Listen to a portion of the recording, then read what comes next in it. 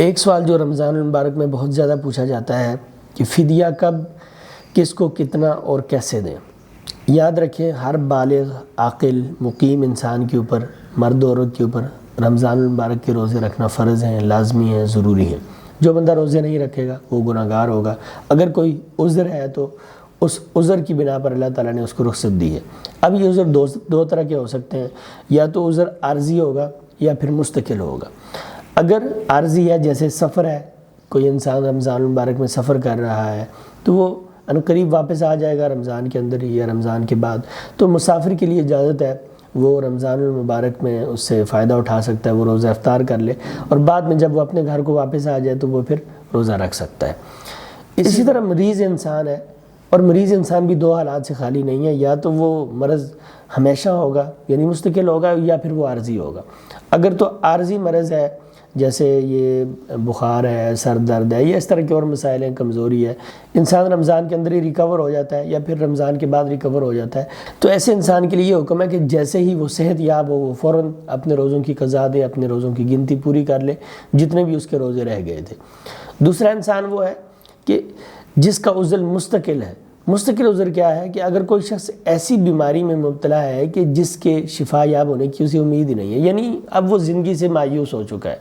انتہائی لاغر، کمزور، ضعیف العمر انسان، یا پھر کسی ایسی موذی مرض میں مبتلا انسان کہ جس کے صحت یاب ہونے کی کوئی امید نہ ہو، اس کو کہتے ہیں کہ وہ مستقل مرض کے اندر ہے۔ اب اس کا مستقل عذر ہے، نہ تو وہ رمضان کے اندر روزوں کی گنتی پوری کر سکتا ہے اور نہ ہی وہ رمضان کے بعد یہ روزے رکھنے کی استطاعت رکھتا ہے، تو ایسے بندے کے لیے بنیادی طور پر فدیہ ہے۔ اب جو دو قسم کے میں نے اور لوگ ذکر کیے، جیسے مسافر ہے یا عارضی مریض ہے، ایسے لوگوں کا تو یہ حکم ہے کہ جیسے ہی رمضان مکمل ہوگا ان کے جتنے بھی روزے رہتے تھے وہ ان کی قضا دیں گے، وہ فدیہ نہیں دیں گے۔ اگر وہ فدیہ دیں گے تو ان کا فدیہ قبول نہیں ہوگا بلکہ وہ گناہگار ہوں گے۔ رہا وہ شخص جس کا مستقل عذر ہے تو وہ فدیہ دے گا۔ اب وہ فدیہ کس طرح دے گا؟ فی روزے کے بدلے میں وہ ایک مسکین کو کھانا کھلائے گا۔ بندہ مسکین ہونا چاہیے جس کو وہ کھانا کھلائے، اور مسکین کہتے ہیں ایسے بندے کو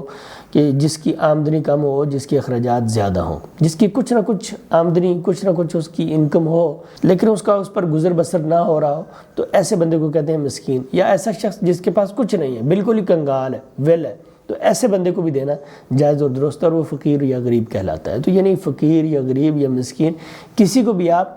فدیہ دے سکتے ہیں۔ فدیہ کیا ہے؟ آپ نے ہر ایک روزے کے بدلے میں ایک مسکین کو کھانا کھلانا ہے۔ پھر یہ آپ کے لیے جائز ہے کہ چاہیں تو آپ فرض کریں کہ ایک بندہ اس کے 20 روزے وہ رہ گئے اور وہ مستقل مریض ہے، چاہے تو وہ 20 دنوں کا یعنی 20 افطاریوں کا یا 20 سحریوں کا سامان ایک ہی مرتبہ خرید کر کسی ایک مسکین کو دے دے، یا پھر وہ 20 دن روزانہ ایک مسکین کو اپنے گھر لے آئے، سحری کروا دے یا افطاری کروا دے، یا پھر اس کے لیے یہ بھی جائز ہے کہ وہ 20 دن 20 مسکینوں کو لے آئے، یعنی ایک ہی بندے کو آپ 20 دن کا کھانا دے دیں یا 20 بندوں کو آپ ایک وقت کا کھانا دے دیں، دونوں طرح آپ کے لیے درست اور جائز ہے، کوئی حرج اور قباحت نہیں ہے۔ اور یہ بھی جائز ہے کہ آپ غلہ دے دیں، یہ بھی جائز ہے کہ آپ اسٹیمیٹ لگا لیں کہ آپ اپنے گھر میں جو معمول کا کھانا کھاتے ہیں وہ کیا ہے، اس کا کتنا خرچ ہے۔ مثلاً فرض کریں کہ ایک بندہ اگر 200 روپے میں کھانا کھاتا ہے یا 150 روپے میں کھانا کھاتا ہے یا 100 روپے میں کھانا کھاتا ہے یا 300 روپے میں کھانا کھاتا ہے، تو اس کو چاہیے کہ جتنا وہ ایک وقت کا اس کے کھانے کا خرچ ہے نا وہ اس مسکین کو دے دے، اور اس کا اعتبار اس چیز پر ہوگا کہ کون انسان کیا چیز کھاتا ہے۔ اگر کوئی بندہ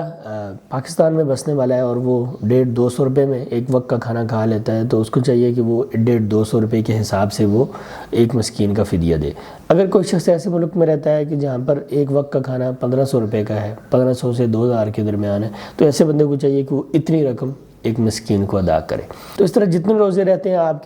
آپ ہر روزے کے بدلے میں ایک مسکین کو ایک وقت کا کھانا کھلائیں گے۔